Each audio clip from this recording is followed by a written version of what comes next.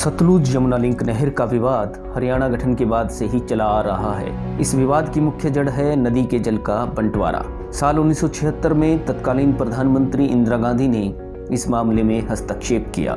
Sutlej Yamuna link नहर परियोजना के अंतर्गत 214 किलोमीटर लंबा जल मार्ग तैयार करने का प्रस्ताव था। इसके तहत पंजाब से सतलुज को हरियाणा में यमुना नदी से जोड़ा जाना है। इसका 122 किलोमीटर लंबा हिस्सा पंजाब में जबकि 92 किलोमीटर हिस्सा हरियाणा में है। 80 के दशक में तत्कालीन प्रधानमंत्री इंदिरा गांधी के कार्यकाल में ही सतलुज यमुना लिंक नहर का समझौता हुआ। 8 अप्रैल 1982 में पंजाब के कुफरी में इंदिरा गांधी ने नहर की आधारशिला रखी। पंजाब के इलाके में जमीन अधिग्रहण का पैसा भी हरियाणा ने ही खर्च किया। इस नहर के निर्माण के शुरुआती दौर में ही खूब हंगामा हुआ। पंजाब ने तर्क दिया कि उसको दूसरे राज्यों को देने के लिए पानी नहीं है। पंजाब का यह भी तर्क रहा कि अगर सतलुज यमुना लिंक नहर का निर्माण हो जाता है और हरियाणा को पानी दिया जाता है तो पंजाब के फिरोजपुर, मुक्तसर, मोगा, फरीदकोट की 9 लाख एकड़ भूमि पर खेती के नज़रिए से संकट खड़ा हो जाएगा।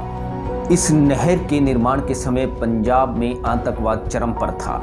नहर की आधारशिला रखने के बाद तत्कालीन SS बरनाला के नेतृत्व वाली अकाली सरकार ने करीब 700 करोड़ रुपए की भारी भरकम लागत से नहर का 85% कार्य पूरा कर लिया। साल 1990 में आतंकवादियों ने जब नहर निर्माण में जुटे 2 इंजीनियर्स और 35 मजदूरों को मार दिया तो इस नहर का निर्माण कार्य बंद कर दिया गया। इसके बाद यह मामला अदालतों में चला और फिर कभी निर्माण शुरू नहीं हुआ। साल 1986, दिसंबर 1987, मार्च 1988, जनवरी 1991 में लंबी लड़ाई अदालतों में सतलुज यमुना लिंक नहर को लेकर हरियाणा ने लड़ी। तारीख पर तारीख मिलती रही, आदेश आए पर उनका पालन नहीं हुआ। 15 जनवरी 2002 को सुप्रीम कोर्ट ने केंद्र सरकार से 6 माह की अवधि में नहर का निर्माण पूरा करने के आदेश दिए। बाद में पंजाब ने इस निर्णय को बदलने के लिए याचिका लगाई। सुप्रीम कोर्ट ने 4 जून 2004 को इस याचिका को रद्द कर दिया। इसके बाद हरियाणा की ओर से 2002 और 2004 के जारी आदेशों को लागू करवाने के लिए साल 2011 में एक याचिका लगाई गई।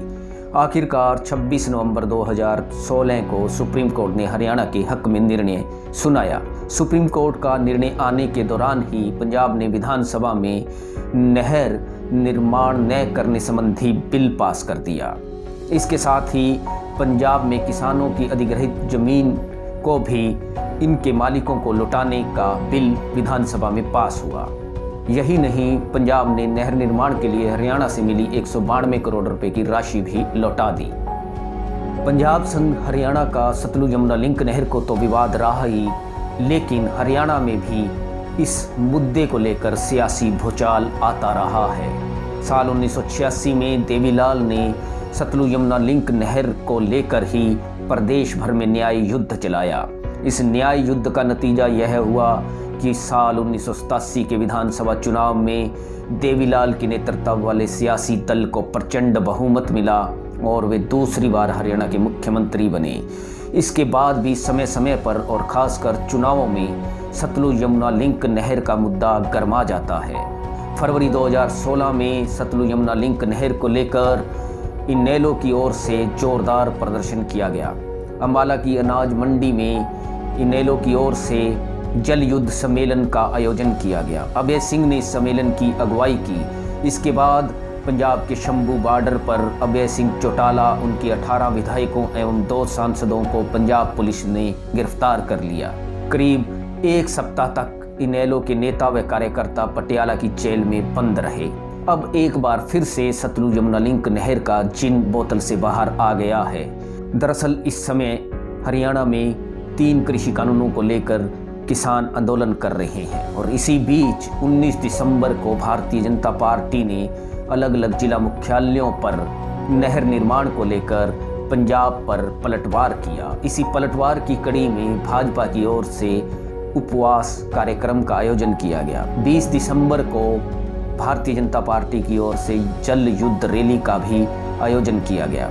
इस तरह से सतलुज यमुना लिंक नहर की कहानी बड़ी विवादित और बड़ी ही सियासी रोचकता वाली है। आज भी इस नहर पर असमंजस की स्थिति बरकरार है और दशकों से दोनों राज्यों के लिए यह विवाद के साथ साथ एक बड़ा चुनावी मुद्दा भी बना हुआ है। YouTube पर हमारे चैनल इनकलाब हरियाणा को सब्सक्राइब कीजिए। फेसबुक पर हमारे पेज इनकलाब हरियाणा को फॉलो कीजिए।